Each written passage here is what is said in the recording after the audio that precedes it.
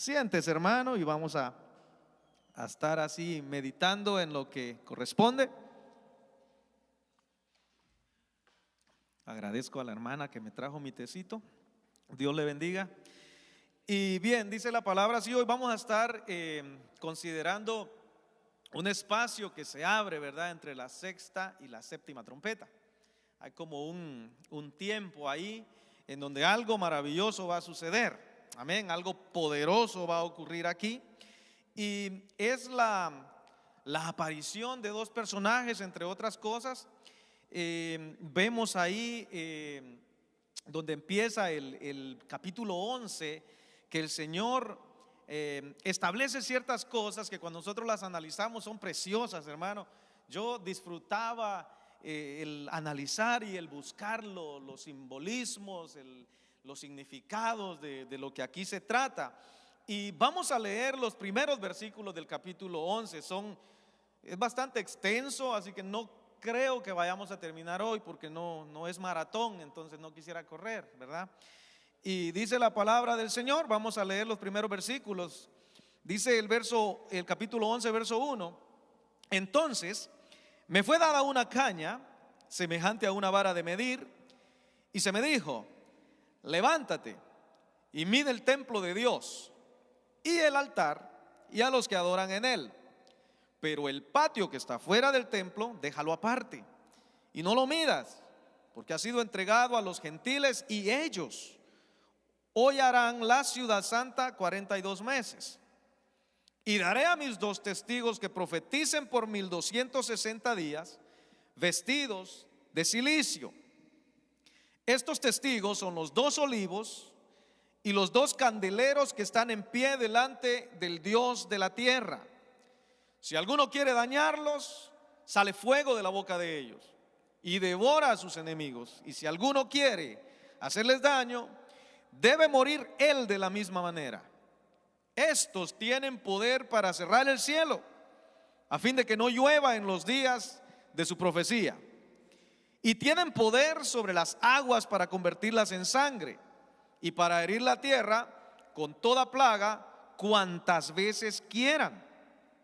Cuando hayan acabado su testimonio, la bestia que sube del abismo hará guerra contra ellos y los vencerá y los matará. Y sus cadáveres estarán en la plaza de la grande ciudad, que en sentido espiritual se llama Sodoma y Egipto, donde también nuestro Señor fue crucificado.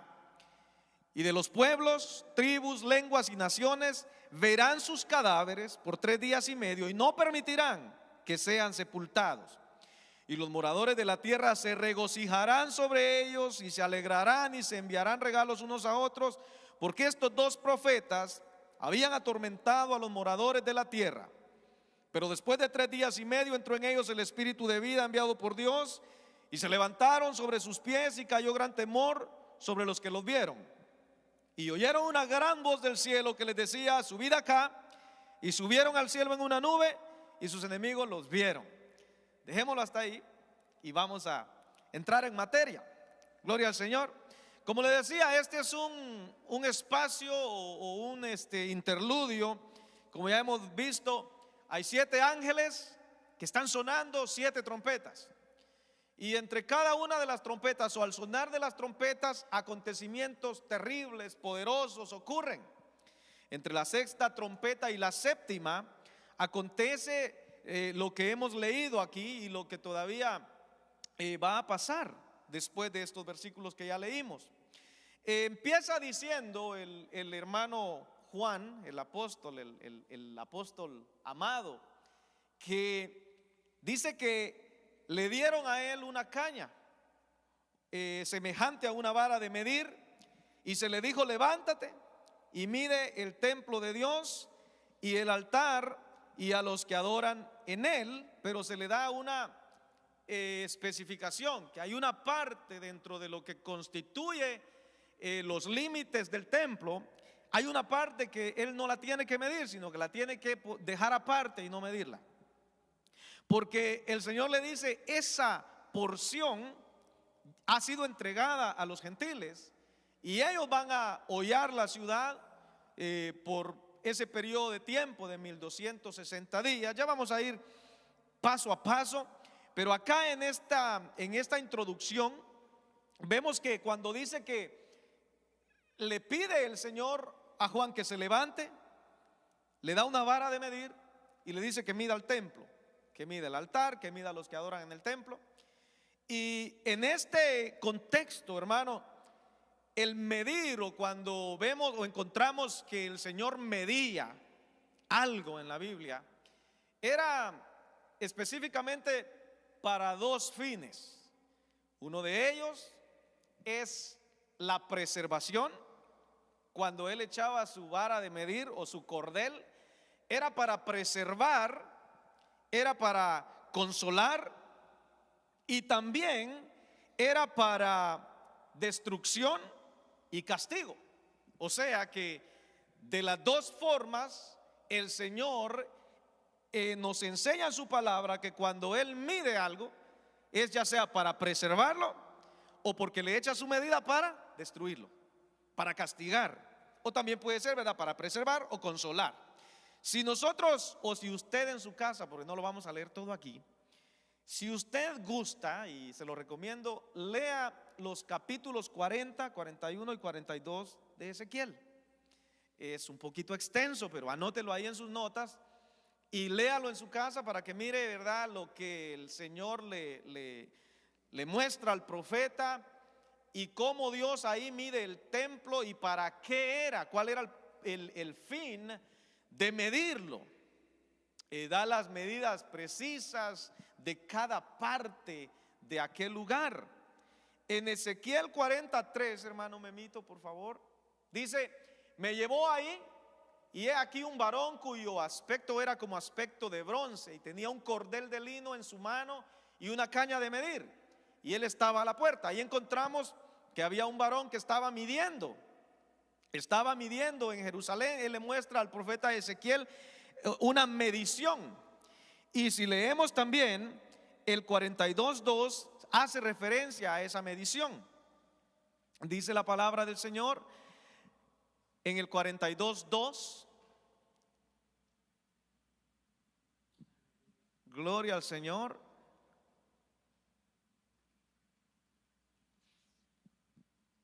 Gloria a Cristo, digan amén. Aleluya. A ver, todavía.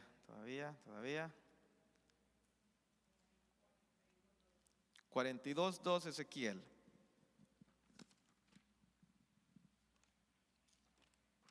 Dice así: por delante de la puerta del norte su longitud era de 100 codos y el ancho de 50 codos. O sea, para que miremos que el Señor está ahí echando una medida.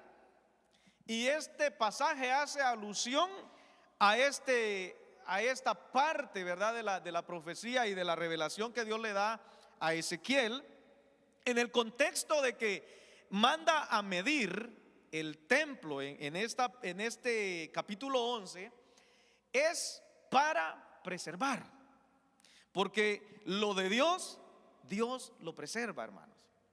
Él no nos ha llamado para ira, como ya miramos en los capítulos anteriores, ¿verdad?, de Apocalipsis. Él no llama a su pueblo para destrucción ni para afligirlo, sino para librarlo, para preservarlo.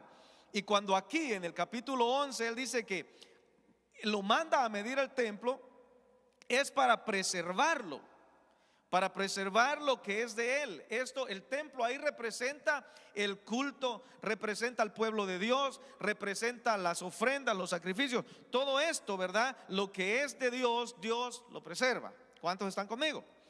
Entonces él lo manda a medir para preservación.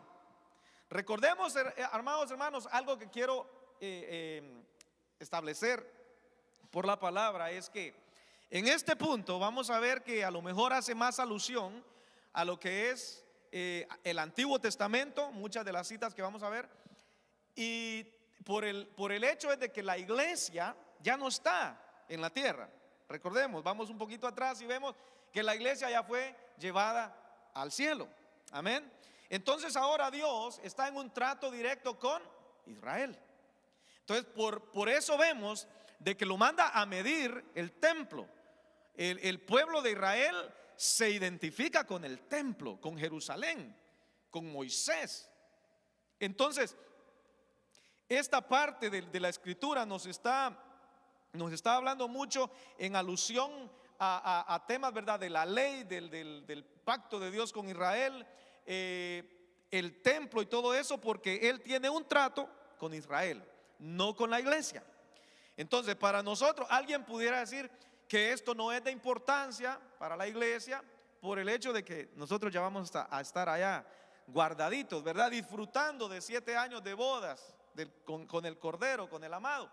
Pero es importante conocerlo, claro que sí es importante conocerlo, porque dice el apóstol Pablo, ¿verdad?, en el libro de los Hechos, que él no rehusó enseñar todo el consejo de la palabra. Así que todo el consejo de la palabra es bueno y es útil y es importante que lo sepamos.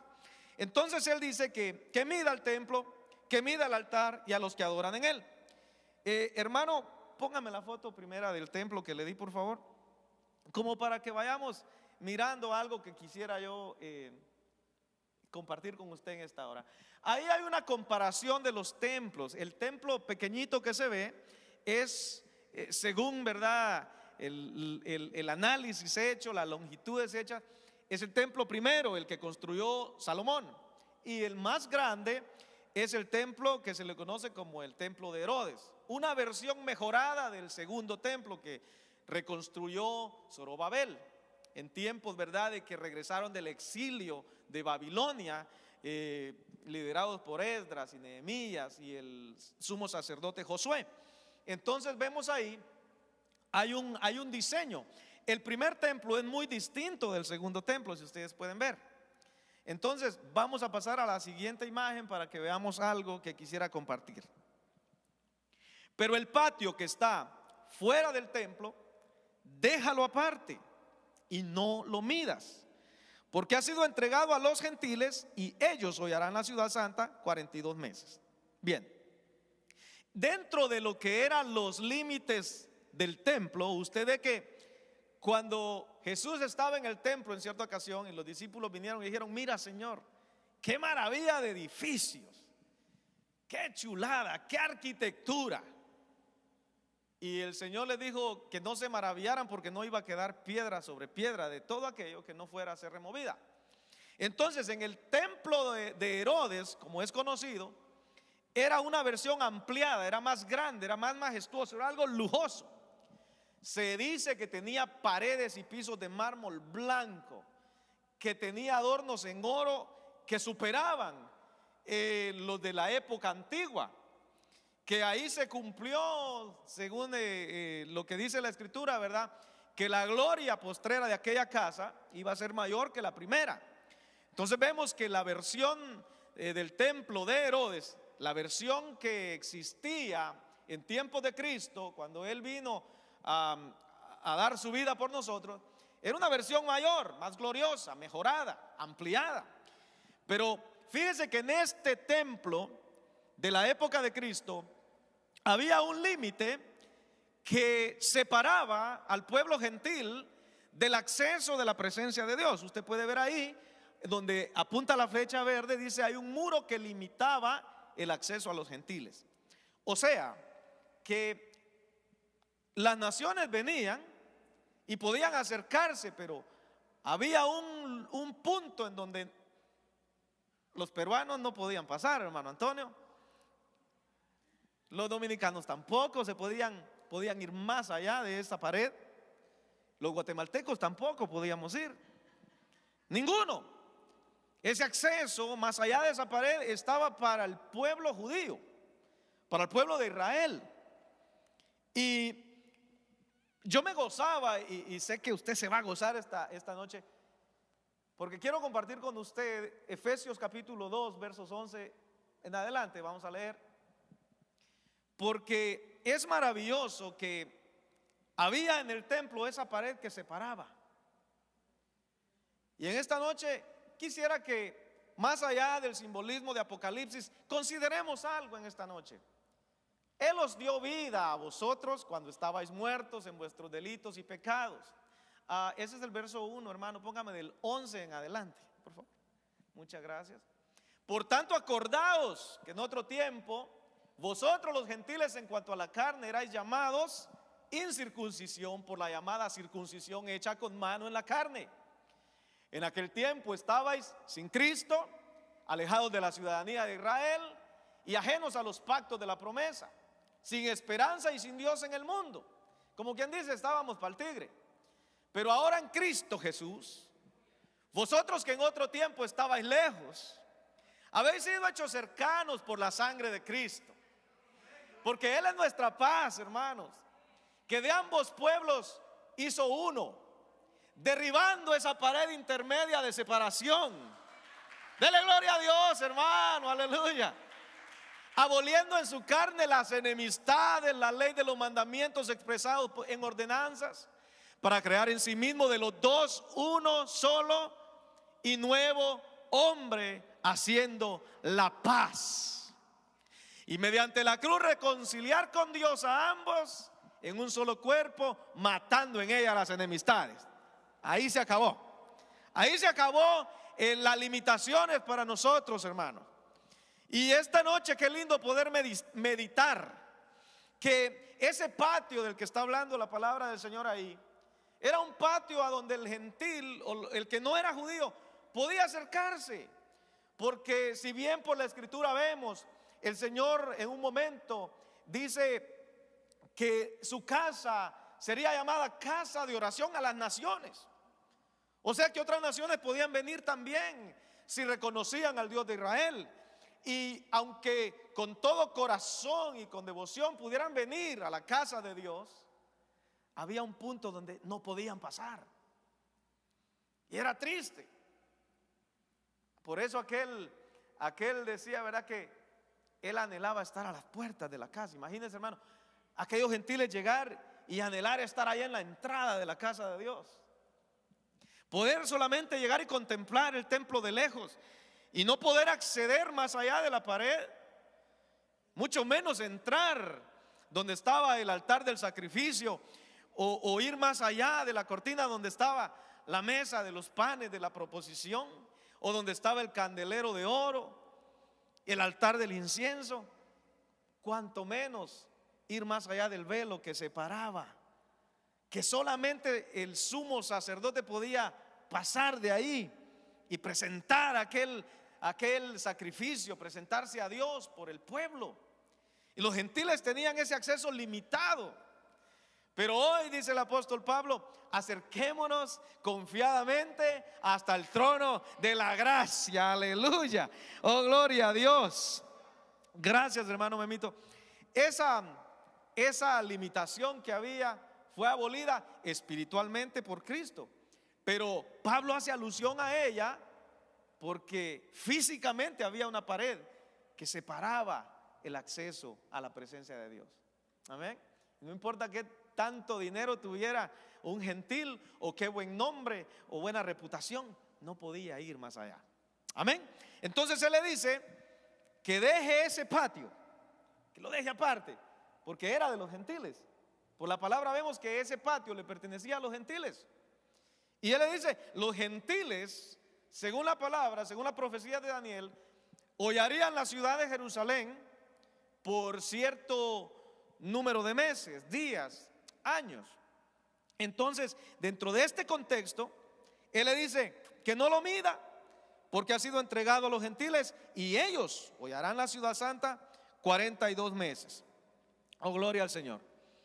En Zacarías 2:9, vamos a seguir tocando esta introducción. En Zacarías 2:9 vemos: porque he aquí yo alzo mi mano sobre ellos y serán despojo a sus siervos, y sabréis que Jehová de los ejércitos me envió. Y luego dice, perdón, hermano, era del 2 al 9. Disculpe, hermano Memito. Era del verso 2 al 9, donde vemos ahí, ¿verdad?, lo que yo les estaba diciendo. Le dije, ¿a dónde vas? Y él me respondió, a medir a Jerusalén, para ver cuánta es su anchura y cuánta es su longitud. He aquí, salía aquel ángel que hablaba conmigo y otro ángel le salió al encuentro. Y le dijo, corre, habla a este joven diciendo, sin muros será habitada Jerusalén, a causa de la multitud de hombres y de ganado en medio de ella. Luego dice, seré para ella, dice Jehová, muro de fuego en derredor, ve que Dios preserva lo de él. Y dice, y para gloria estaré en medio de ella. He huir de la tierra del norte, dice Jehová, por los cuatro vientos de los cielos los esparcí, dice Jehová. Oh Sión, la que moras con la hija de Babilonia, escápate, porque así ha dicho Jehová de los ejércitos. Tras la gloria me enviará él a las naciones que os despojaron, porque el que os toca, toca a la niña de su ojo. Porque aquí yo alzo mi mano sobre ellos y serán despojo a sus siervos, y sabréis que Jehová de los ejércitos me envió. Entonces usted ve que Dios mide a Jerusalén, pero mide a las naciones también, a unos para preservarlos y a otros para castigo. Entonces aquí quedamos claros de que cuando Él manda a medir el templo, el altar y a los que adoran en Él, Dios está preservando lo de Él. Amén. Así como Él lo preserva a usted, hermano amado, así como Él me preserva a mí, porque somos de Él. ¿Cuántos dicen amén? Bueno, lo que no se mide es dejado a su suerte, es dejado para que lo pisoteen los pueblos gentiles. Oh, gloria a Dios. Aclarando, ¿verdad?, que los gentiles que antes no teníamos acceso, pero que ahora hemos reconocido a Cristo en nuestro corazón como nuestro Rey y Salvador, nosotros ya no tenemos que preocuparnos de eso, amén. Ya no corresponde preocuparse por ese patio, si va a ser pisado, si Jerusalén va a ser pisada, porque la palabra de Dios debe cumplirse. Oh, gloria a Dios. Ya nosotros estamos a salvo allá en el cielo. Bien, seguimos con Isaías 63, 18. Vamos a leer lo que dice ahí.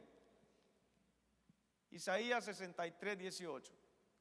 Por poco tiempo lo poseyó tu santo pueblo. Nuestros enemigos han hollado tu santuario. Y también dice la palabra en Daniel 8:13. Estos versículos hablan de que los gentiles iban a hollar Jerusalén. Dice ahí en Daniel 8:13: entonces oía un santo que hablaba, y otro de los santos preguntó a aquel que hablaba, aquel que hablaba, ¿hasta cuándo durará la visión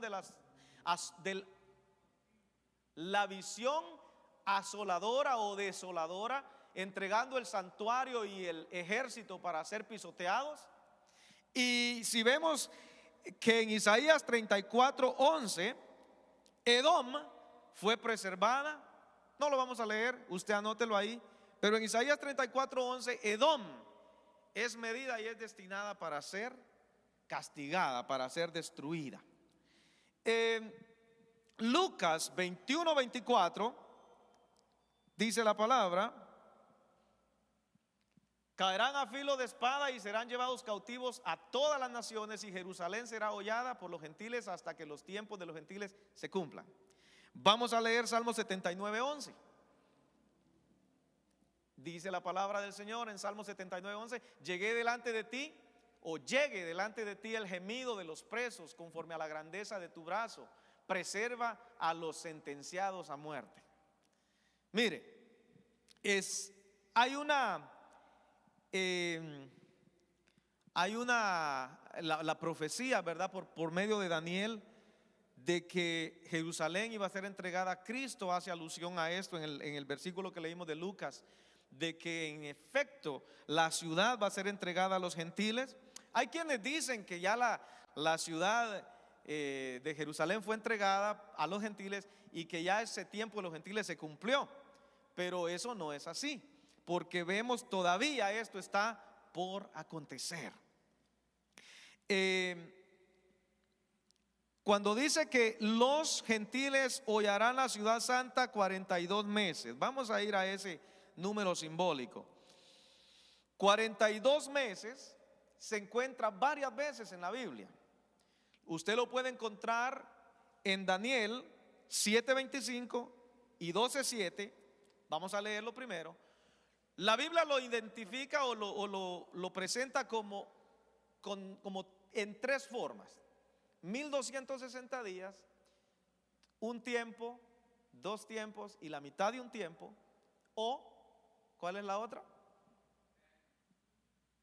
3 años y medio o 42 meses. 42 meses, 1260 días o tiempo y la mitad de un tiempo, representando 3 años y medio, la mitad de lo que es el periodo de la tribulación. Eso es lo que representa, eso es la mitad del periodo en donde el anticristo va a estar gobernando. Recordemos que Daniel también dice que a la mitad de la semana aquel va a romper el pacto que va a tener con los judíos, ¿verdad? Y se va a manifestar de otra manera. Él ya no va a querer pacto de paz, no va a querer, él va a querer que lo adoren a él.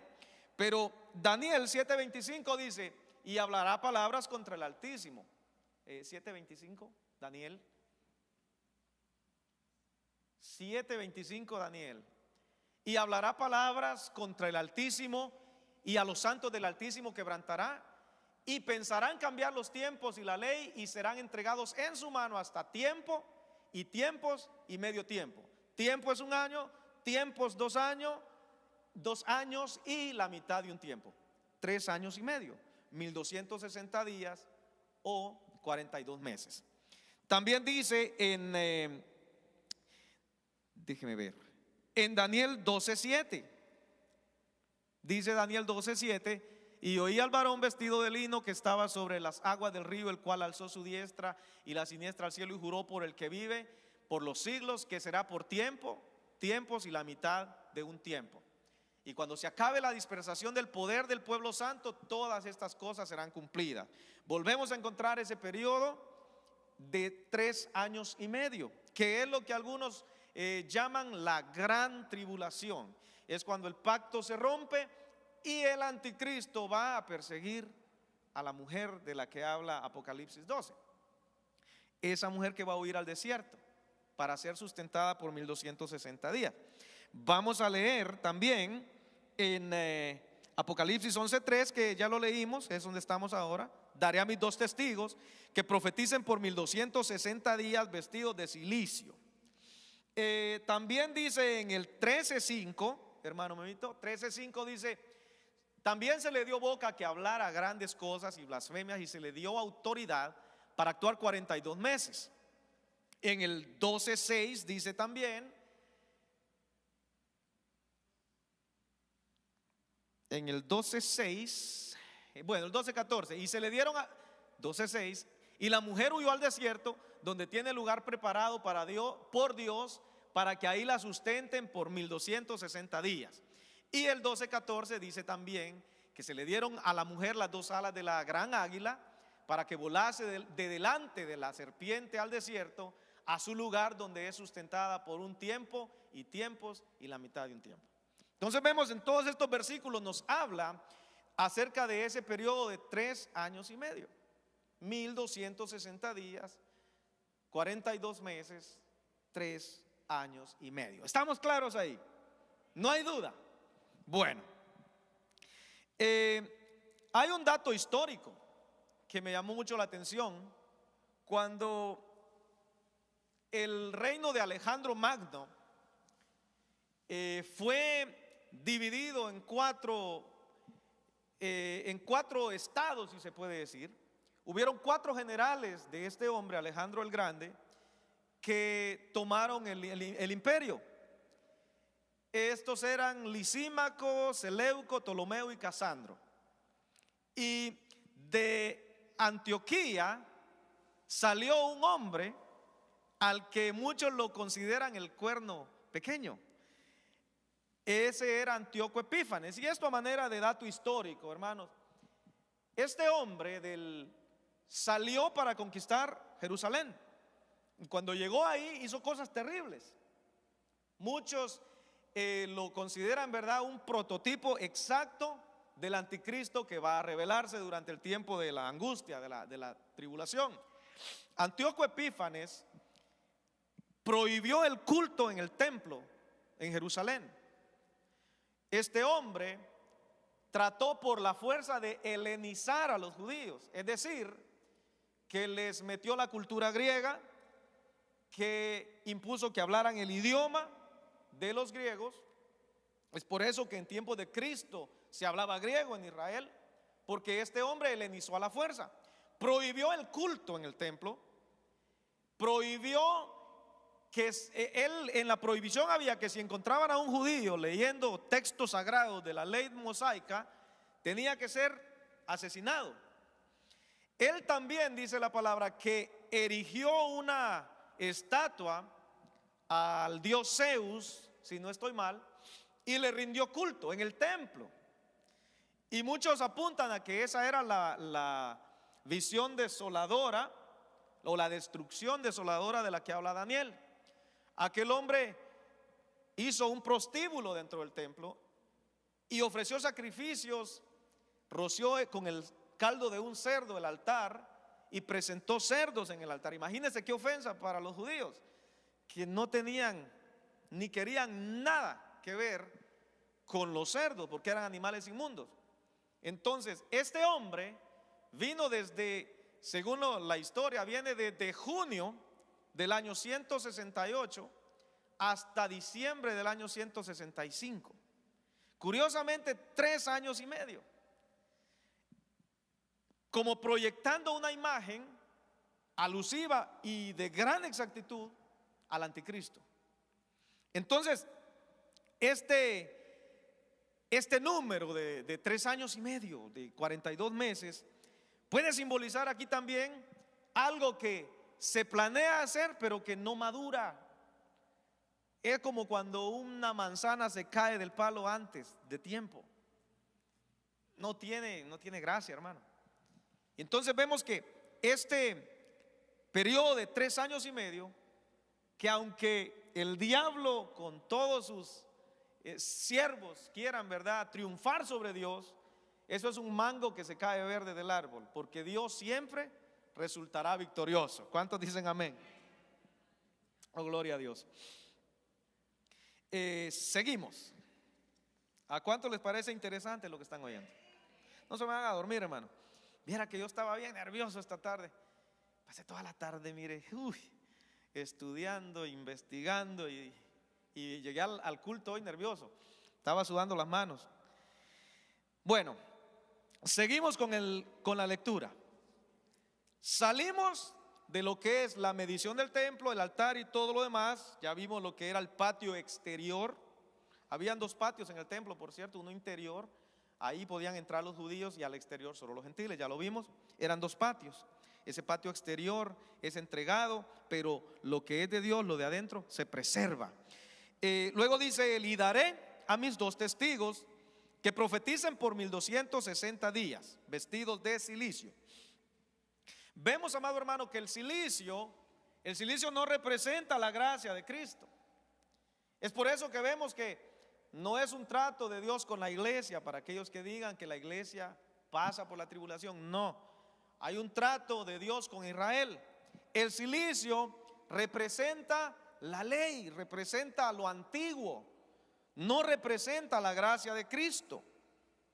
Dice que estos 2 testigos que el Señor va a dar van a estar vestidos de cilicio y van a profetizar por 1260 días vestidos de cilicio.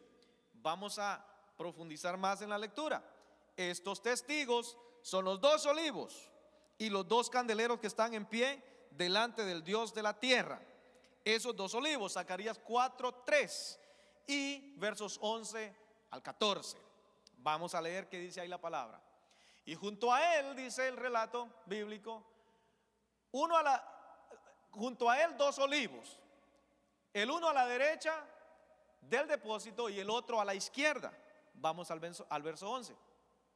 Hablé más y le dije: ¿qué significan estos 2 olivos a la derecha del candelabro y a su izquierda? Note que en este relato aparece un candelabro, pero en Apocalipsis aparecen 2, porque 2 es mejor que 1, son mejor que 1.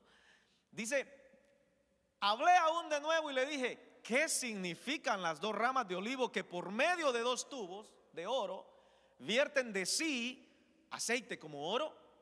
Me respondió diciendo: ¿no sabes qué es esto? Y dije: Señor mío, no. ¿Qué cosa, no? Si le está preguntando porque no sabe. Él le dijo: estos son los 2 ungidos que están delante del Señor de toda la tierra. Oh, gloria a Dios. El relato dice que Dios va a dar sus dos testigos, que va a dar sus dos olivos. Dice el verso 4 de Apocalipsis 11, estos testigos son los dos olivos y los dos candeleros. Veo que aparecen dos candeleros ahora. Y dice que están en pie. Eso de que están en pie denota de que son hombre, o bueno, vamos a entrar ahí luego, pero son dos personajes que están firmes, que están llenos del poder de Dios, que están llenos de la unción de Dios. Dice que están de pie delante del Dios de la tierra. En Zacarías, como decía, aparece un candelero. En Apocalipsis aparecen dos. Algo mayor, algo mejor. Y esto denota que están brillando de una manera notoria estos dos olivos, estos dos testigos.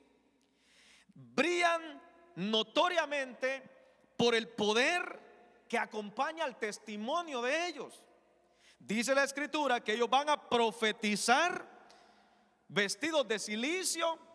Mire, estos no van a andar, yo creo que ni siquiera así como vine yo hoy vestido, con una camisita y corbata. No, dice que van a estar vestidos de silicio. A lo mejor es algo simbólico o puede ser literal, pero no van a ver a dos hombres elegantes. Cristo dijo: ¿qué salisteis a ver al desierto? ¿Una caña sacudida por el viento? ¿O a un hombre vestido de ropas reales?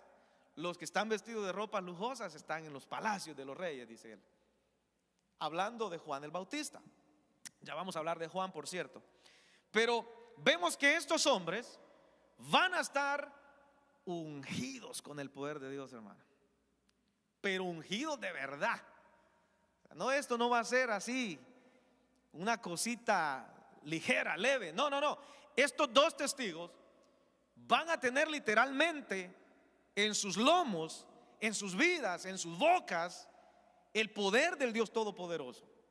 Dice que Zacarías vio, si podemos volver, ahí está el verso. Estos son los dos olivos que están delante del Señor de toda la tierra. Pero antes dice que por dos tubos de oro vertían aceite de sí mismos.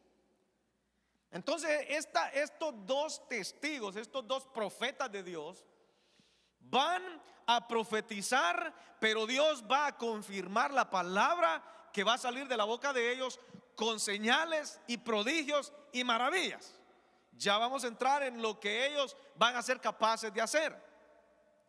Estos dos testigos tendrán tanto poder, harán tantos milagros, que el poder de los milagros falsos del anticristo, las brujerías que él pueda hacerles, no los va a dañar, no les va a hacer nada hasta que cumplan el tiempo de su profecía, dice la palabra.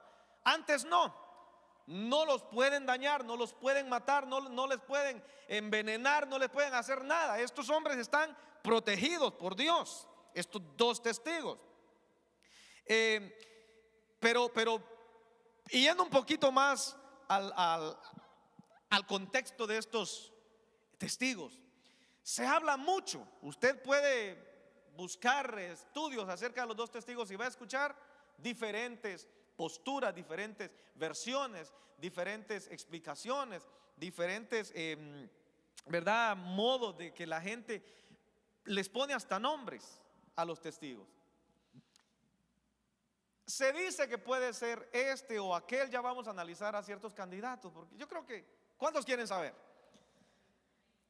Hay quien dice que pueden ser dos seres celestiales, espirituales, pero yo estoy como un poquito dubitativo acerca de eso, porque la palabra del Señor dice que la bestia les va a hacer guerra y los va a matar. Entonces a un ángel de Dios no lo puede matar. Entonces tienen que ser dos personas que salgan de ese periodo, se levanten en medio del periodo de la tribulación, de aquellos 144,000 sellados. Probablemente pudiera ser, o pueden ser dos siervos de Dios que aparecen algunas veces en la escritura. ¿Quiénes podrían ser estos testigos? Es donde muchos teólogos no se ponen de acuerdo y tienen diferentes posturas acerca del asunto. Hay quien dice que son Elías y Enoc. porque, dicen ellos, son los dos hombres que según la escritura nacieron pero no vieron muerte. Nosotros, ¿verdad?, sabemos por la escritura que Enoc dice que caminó con Dios, antes del diluvio caminó con Dios y fue llevado por Dios. Se lo llevó Dios. De Elías sabemos que en Segunda de Reyes 2, capítulo 2, verso, se me olvidó el versículo, pero está por ahí, en el capítulo 2 de Segunda de Reyes. Dios se lo lleva en un torbellino. Se lleva a Elías, se lo lleva al cielo. Entonces por eso algunos aseguran de que son Elías y Enoc. Otros dicen que son Moisés y Juan el Bautista, porque el Señor dijo, ya lo vamos a leer del capítulo 4 de Malaquías, que el Señor enviaba a Elías delante del Señor para preparar el camino. Entonces hay quienes aseguran, pueden ser Moisés y Elías, pueden ser Moisés y Juan el Bautista, otros que el apóstol Juan y Moisés. En fin, presentan varios candidatos, hermanos, de quién podría ser o quiénes podrían ser estos testigos. ¿Usted qué ha oído? ¿Qué opina? Bueno, vamos a ir por la escritura y vamos a tratar de dar un poco de luz a este aspecto, aunque no vamos a establecer que son estos o son aquellos. No queremos ser dogmáticos, no queremos establecer cosas, ¿verdad?, que da espacio para interpretar. Pero bueno, según Hebreos 11:5, la palabra del Señor dice que por la fe Enoc fue traspuesto para no ver muerte. Analicemos el lenguaje bíblico. Para no ver muerte lo traspuso Dios y no fue hallado, porque lo traspuso Dios y antes que fuese traspuesto tuvo testimonio de haber agradado a Dios. Entonces, lo que interesa de ese versículo es el hecho de que Dios se lo llevó ¿para qué? ¿Están poniendo atención? Dios dice que por la fe no fue traspuesto para no ver muerte. Entonces, si Hebreos 9:27 dice que está establecido a los hombres que mueran una vez y después el juicio, pero no dice que todos los hombres van a morir. Vamos a leer Hebreos 9:27. De la manera que está establecido para los hombres que mueran una sola vez y después de esto el juicio. Entonces, ¿todos los hombres nos vamos a morir? Todos los hombres, que ahí dice que no para todos. Cristo dijo, hay algunos de vosotros que no gustaréis la muerte. Hay una generación que no va a gustar la muerte. Es esa generación que sube con Cristo. Hermanos, nosotros no nos vamos muertos, nos vamos vivitos al cielo. Entonces no todos los hombres mueren. Hay una generación que sube al Señor, que sube al cielo gloriosa y victoriosa, viva, aleluya. No sé si usted se alegra por eso. Entonces, Hebreos 11:5 dice que Enoc fue traspuesto para no ver muerte. El capítulo 11 que estamos leyendo dice que la bestia va a hacer guerra contra ellos y los va a matar a los dos. Entonces no se cumpliría la promesa de que Dios le dio a Enoc de llevárselo para que no muera. Pero aquí es donde entran los teólogos que son complicados, hermano, que dicen que Dios lo puede matar tan rápido que ni cuenta se dé que se murió y lo levanta otra vez. Bueno, entonces, ¿podríamos descartar a Enoc? Probablemente descartemos a Enoc. Él fue traspuesto para no ver muerte. Entonces, como que no es un buen candidato. Vamos a lo que es Moisés y Juan el Bautista. En Mateo 11, del 13 al 19, dice el Señor, porque todos los profetas y la ley profetizaron hasta Juan, hablando de Juan el Bautista. El que tiene oídos para oír, oiga. Sigamos, hermano.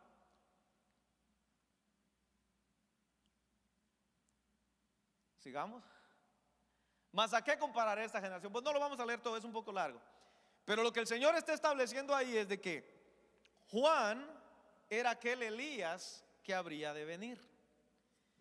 Y Él le dice, si ustedes quieren recibirlo, establezcamos ya el reino de Dios aquí. Si ustedes aceptan que Juan era Elías, establezcamos el reino aquí ya. Él es el Elías que había de venir. Este es del que se profetizó: yo envío a mi siervo delante de tu faz para que él prepare tu senda. Él hará volver el corazón de los padres a los hijos y de los hijos a los padres. Entonces, no es que Juan el Bautista era Elías en sí, sino que él iba a venir como con el espíritu de Elías, en el sentido de traer una misión y un ministerio parecido al de Elías, semejante al de Elías, pero no era Elías. No era Elías como tal, era una misión tipo Elías. Entonces, vemos que Juan el Bautista tampoco califica. Unos dicen que el apóstol Juan y Moisés, porque representan al antiguo pacto y al nuevo pacto, la ley y la gracia. Pero recordemos que no hay necesidad de esto en este sentido, porque hay un trato de Dios con Israel, no con la iglesia. Y aunque en Apocalipsis 10, y aquí es donde algunos, ¿verdad?, establecen que el apóstol Juan es uno, porque él me dijo, dice Juan, es necesario que profetices otra vez sobre muchos pueblos, naciones y lenguas. Vamos a dejar al apóstol Juan como que maybe, ¿verdad? Y como digo, hermano, no vamos a establecer nada. Es cuestión de ver lo que diferentes estudiosos de la palabra dicen, lo que dice la palabra, lo que dice la escritura. Y vamos a ver a qué conclusión podemos llegar nosotros. Vamos a tratar de aterrizar en un valle, por lo menos. No puede ser Juan el Bautista, Juan el apóstol probablemente no, pero le vamos a dar el beneficio de la duda, porque dice que la gracia y la ley están representados en él. También cuando dice que Cristo está restaurando a Pedro y dice que vio que aquel discípulo al que amaba a Jesús le venía siguiendo, y él le dijo: ¿y este qué? ¿Qué viene a hacer aquí? ¿Quién lo llamó? Y Cristo le dijo, dice: si quiero que él quede hasta que yo venga, ¿a ti qué? Entonces se expandió un rumor de que aquel apóstol no moriría. Pero dice la escritura, el Señor no le dijo que no moriría, sino: si quiero que quede hasta que yo venga, ¿a ti qué? Bueno, dos de los que son mencionados varias veces en la escritura son Moisés y Elías. Estos son como los más probables candidatos, hermanos, los que tienen como más aceptación entre los estudiosos, aunque no vamos a establecer que son ellos, ¿vale? Moisés y Elías representan la ley y los profetas, o sea, el periodo de trato de Dios con Israel. ¿Y con quién está tratando en este tiempo? Con Israel. Entonces él tiene un trato de Dios, Dios tiene un trato con su pueblo, y se menciona a Elías, que representa a los profetas, y a Moisés, que representa la ley. Vamos a ver por qué se piensa que son estos. Wow, ya se fue el tiempo, hermano. Mire, dice la palabra, vamos a analizar un lenguaje aquí simbólico que puede representar algo profundo. Mire, si alguno, verso 5, quiere dañarlos, sale fuego de la boca de ellos y devora a sus enemigos. Y si alguno quiere hacerles daño, debe morir él de la misma manera. ¿En dónde hemos visto esto? Ojo por ojo, diente por diente, mano por mano, pie por pie, quemadura por quemadura. Así dice la palabra en Éxodo 21-23. Entonces vemos que esto asocia a la ley de Moisés, hace alusión a la ley de Moisés. Si alguno quiere dañarlo, sale fuego de la boca de ellos. ¿Quién hacía descender fuego al orar? Elías. Entonces, estos dos siervos de Dios, recuerde, Elías fue llevado vivo al cielo. De él no se dice que fue llevado para no ver muerte. ¿Ok? Y Moisés dice la palabra que nadie sabe y nadie supo dónde está enterrado. Entonces pudiera ser que Dios se reservó a Moisés, aunque murió, para resucitarlo para una misión futura. Moisés y Elías llenan los requisitos. Vamos a Deuteronomio 34, 5 y 6. Dice: y murió ahí Moisés, siervo de Jehová, en la tierra de Moab, conforme al dicho de Jehová, y lo enterró en el valle, en la tierra de Moab, enfrente de Bet Peor, y ninguno conoce el lugar de su sepultura hasta hoy. Hasta este momento en que estamos llevando este estudio, nadie sabe dónde está Moisés. Ni el Moisés que viene al olivar, no lo veo. Le mando un saludo a Moisés. Gloria a Dios. Y Elías, en Segunda de Reyes 2:11, aconteció que yendo ellos, hablando, he aquí un carro de fuego con caballos de fuego, apartó a los dos, y Elías subió al cielo en un torbellino. Se fue vivo, tipo de la iglesia. Entonces, vemos de que estos dos testigos tienen poder para cerrar el cielo a fin de que no llueva en los días de su profecía, y tienen poder sobre las aguas para convertirlas en sangre y para herir la tierra con toda plaga cuantas veces quieran. Vamos a leer ahora Apocalipsis. No, me lo reservo para después. Malaquías 4:5. Acordaos, mira aquí, acordaos de la ley de Moisés mi siervo, al cual encargué en Horeb ordenanzas y leyes para todo Israel. He aquí, yo os envío al profeta Elías antes que venga el día de Jehová grande y terrible. Ve que estos dos nombres aparecen juntos ahí, aparecen juntos. Ahora vamos a Marcos capítulo 9, verso 4. Y ahí dice: y les apareció Elías con Moisés, que hablaban con Jesús. ¿Qué estaban haciendo? ¿De qué hablaban? Cuando Cristo se llevó a Pedro, a Jacobo y a Juan al monte y se transfiguró delante de ellos, dice que se les aparecieron dos ahí, Moisés y Elías, y hablaban con Jesús. Entonces, en el Primera Reyes 17:1, gracias. Entonces Elías Tisbita, que era de los moradores de Galaad, dijo a Acab: vive Jehová Dios de Israel, en cuya presencia estoy, que no habrá lluvia ni rocío en estos años, sino por mi palabra. Entonces vemos quienes están asociados con el relato bíblico. Tienen poder para cerrar los cielos. Elías cerró los cielos. Santiago 5:17 dice también que, no se lo di, hermano, pero dice que era un hombre sujeto a pasiones, pero oró, y dice que cerró los cielos, dijo que no iba a llover y no llovió, por el tiempo que él estableció.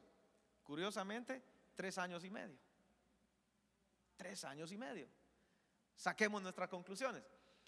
En Éxodo 7, verso 20, vemos a Moisés. Y Moisés y Aarón hicieron como Jehová lo mandó, y alzando la vara golpeó las aguas que había en el río en presencia de Faraón y de sus siervos, y todas las aguas que había en el río se convirtieron en sangre. Apocalipsis dice que tienen poder sobre las aguas para convertirlas en sangre y para herir la tierra con toda plaga cuantas veces quieran. Esto lo encontramos en Éxodo. En Éxodo vemos que Dios trajo plagas por medio de Moisés y Aarón sobre Egipto antes de libertar a su pueblo.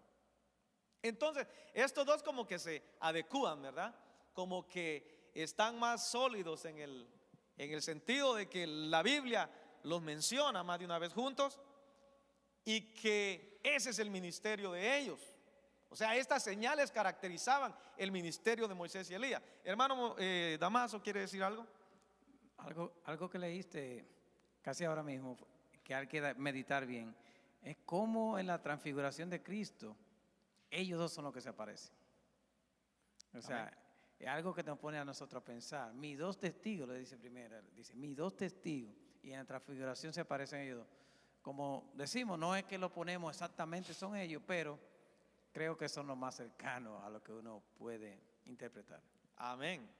Entonces, como le digo, es como llevándolo por la palabra, hermano. Yo no le voy a decir, yo pienso. O sea, la palabra me lleva un poco más a inclinarme a estos dos hombres. Y la verdad, ¿quién quiere saber a ciencia cierta quiénes son? Levante su mano. ¿Quién quiere saber? Todos quieren saber.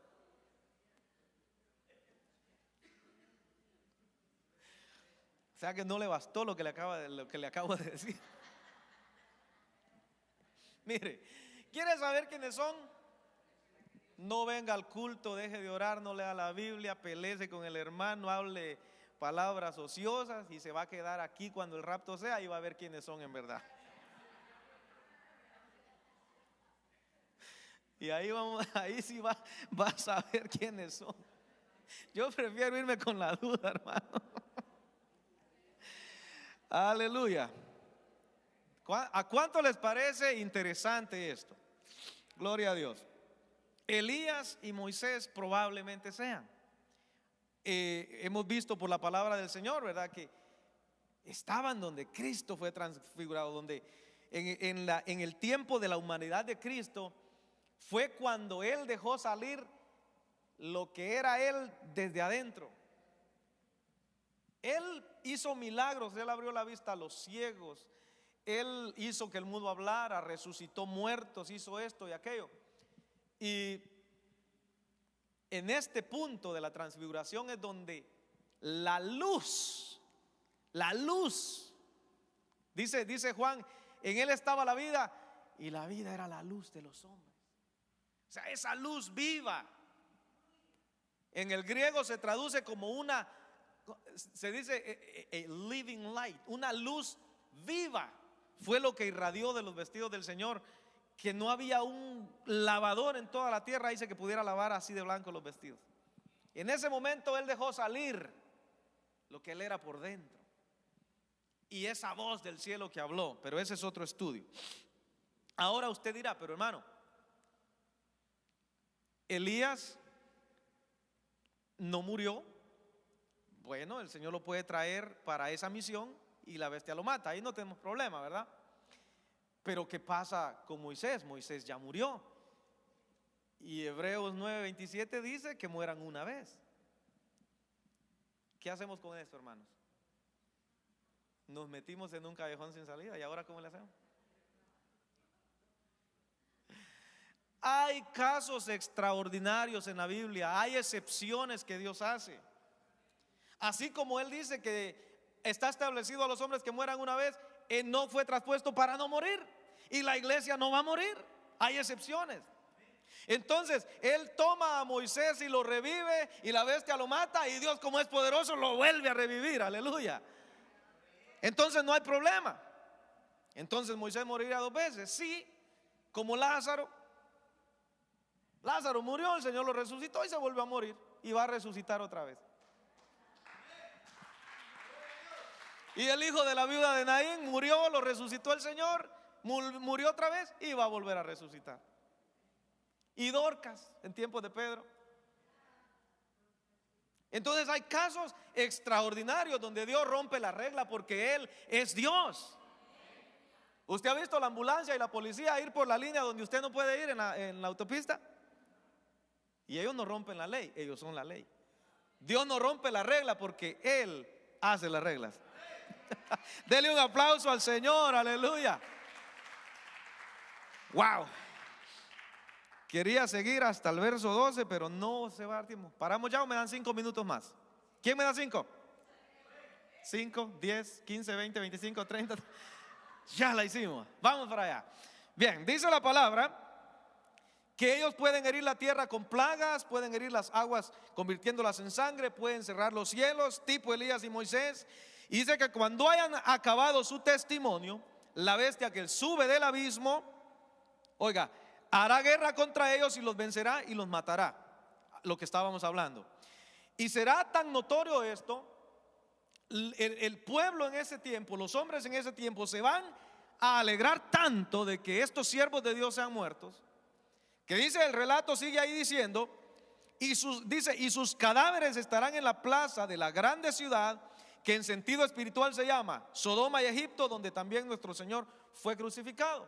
Es llamativo ver que en la plaza de la ciudad, dice que espiritualmente, no es que sea literal la ciudad de Sodoma o Egipto, está llamando a Jerusalén, está llamando a la ciudad de David en sentido espiritual, como Sodoma y Egipto. Egipto es tipo del mundo. Sodoma es, usted sabe, es tipo de la perversión del hombre, de la corrupción del ser humano, de lo más bajo, lo inmoral, lo pecaminoso. Entonces a ese punto va a estar la humanidad en ese tiempo, siguiendo al anticristo, siguiendo a ese mentiroso que se va a levantar y va a hacer creer que es el Mesías en ese tiempo. Y dice que se va a levantar esa bestia. Eso está en el verso que sigue de Apocalipsis 12, me parece, donde sube en el 13 las dos bestias. Dice en el verso 11: después vi otra bestia que subía de la tierra y tenía dos cuernos semejantes a los de un cordero, pero hablaba como dragón. Esta es la manifestación demoníaca del anticristo. Hay dos bestias, una sube del mar y una sube de la tierra. Entonces aquí dice que esa bestia que sube del abismo, que sube de la tierra, le va a hacer guerra a estos dos hombres de Dios y los va a vencer y los va a matar. ¿Por qué? Porque el tiempo de su testimonio ya llegó a su fin. Entonces ahora ellos pueden ser martirizados, pueden ser asesinados por la bestia que sube del abismo. Dice ahí que sus cadáveres estarán en la plaza de la grande ciudad, que en sentido espiritual se llama Sodoma y Egipto, donde también nuestro Señor fue crucificado. El Señor fue crucificado en Jerusalén y fue crucificado por la maldad, por el corazón duro de aquellos hombres que lo entregaron y que lo llevaron a la cruz. No fueron los romanos, no, ¿verdad? No, fue su propio pueblo. Aunque ya sabemos que eso estaba establecido así, que iba a pasar, tenía que haber un medio para ejecutar el plan de Dios. Entonces Dios lo llama así y dice que y de los pueblos y los de los pueblos, tribus, lenguas y naciones verán sus cadáveres por 3 días y medio y no permitirán que sean sepultados. Mire qué mofa y qué burla y qué oprobio para el nombre de Dios y para los siervos de Dios. Detener los cadáveres de esos siervos de Dios por 3 días y medio y no permitir que los sepulten, hacer un escarnio público. Y recordemos que hoy algo que acontece aquí se ve en el mundo entero, en vivo. Entonces no solo los moradores de esa ciudad van a verlos, sino que por la televisión, por el internet, por las redes sociales, se va a ver el escarnio, se va a ver los cadáveres ahí, los van a ver, se va a ver en todo el mundo. Entonces, ¿qué va a pasar? Como el testimonio de ellos también había alcanzado al mundo entero, y dice que los habían afligido, los habían atormentado con su testimonio, no porque fuera un testimonio malo, sino porque los hombres, dice en varias ocasiones, dice que aunque vieron los milagros y el poder de Dios, no se arrepintieron ni dieron gloria a Dios. O sea, estos estaban entregados al diablo, estaban entregados al anticristo. Y cuando ve que estos siervos de Dios son muertos, se empezaron a enviar presentes, dice, se regocijarán, dice, los moradores de la tierra sobre ellos y se alegrarán. Y se enviarán regalos unos a otros, porque estos dos profetas habían atormentado a los moradores de la tierra. Pero como de Dios nadie se burla, después de 3 días y medio, dice, y es algo impresionante. ¿Han oído ustedes el dicho de que el muerto a los 3 días apesta? Esto es literal. El arrimado también, dice el hermano. No, pero en el contexto de un cuerpo muerto. Mira, hoy los pueden preservar más con los métodos de embalsamación que existen. Pero en el tiempo que Juan escribe esto, literal, un cuerpo a los 3 días ya no podía estar ahí, tenían que enterrarlo. Tenían que ir y sepultarlo porque se inflaba, reventaba y los fluidos corporales comenzaban a salir, materia amarilla y cosas así como horrible. Y había que enterrarlos. Y a estos tenían 3 días y medio, o sea que estaban bien muertos. No fue de mentiras que los mató la bestia, están muertos. Y dice que después de 3 días y medio, cuando aquellos están enviando presentes y felicitándose y alegrándose porque los siervos de Dios están muertos y ya no va a haber quien le rompa los tímpanos con la profecía y con las señales poderosas que ellos hacían, se mandaban presentes unos a otros. Imagínense el presidente de una nación en Sudamérica enviando presentes allá al Medio Oriente y del Medio Oriente a Norteamérica porque los 2 testigos fueron muertos, haciendo las paces y mandándose regalos, Rolls Royce y Rolex, porque se acabó la profecía de aquellos siervos de Dios. Pero a los 3 días, como ya le decía, de Dios nadie se burla y Dios no deja en vergüenza a sus siervos, aunque estén muertos, el Señor los levanta. Y dice la palabra que entró en ellos el espíritu de vida enviado por Dios y se levantaron sobre sus pies y cayó gran temor sobre los que los vieron. Gloria al Señor, porque el Señor siempre tiene la última palabra y el Señor es vencedor y sus siervos no serán dejados en vergüenza. Ahora aquellos que se mandaban presentes los ven estar de pie en esa ciudad. Ahora están vivos. ¿Se imagina el escándalo que va a haber? Ahora ya no se están burlando, ya no se mandan presentes. Están viendo a los siervos de Dios resucitados, revividos, están vivos ahora. Aleluya. Y dice el verso 12, y ahí vamos a parar. Y oyeron una gran voz del cielo que les decía: subid acá. Y subieron al cielo en una nube y sus enemigos los vieron. Ellos hacen un escarnio público de los siervos de Dios. Ahora Dios les da una bofetada en la cara y les muestra el poder que Él tiene, resucitando a sus siervos y llevándolos en una nube al cielo. Y todos sus enemigos los vieron. Alabado sea el nombre del Señor. Qué poderoso es nuestro Dios, hermano. Bendito sea Dios. Póngase de pie la iglesia. Vamos a dejarlo ahí.